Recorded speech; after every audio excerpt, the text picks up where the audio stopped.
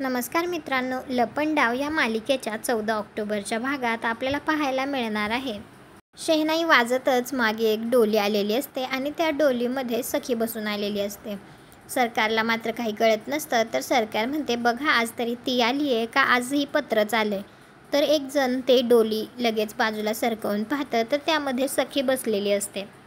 त्यानंतर सखी सगळ्यांना सांगत असते, कृष्णावळ न वापरता भजी करायची हा आहे माझ्या स्वयंवराचा दुसरा टास्क.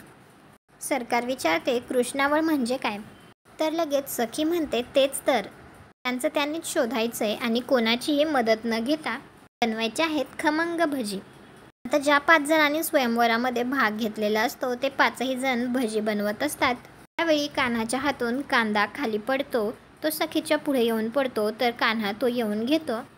आता कांद्याकडे पाहून कान्हाला काय वाटलं असेल, त्याच्या डोक्यात काय आलं असेल आणि आता सखीच्या या टास्कमध्ये सुद्धा कान्हा पास होईल का? कॉमेंट करून नक्की सांगा. व्हिडिओला लाईक करा. आपल्या मराठी मालिका चॅनलला सबस्क्राईब करा. भेटू उद्याच्या भागात.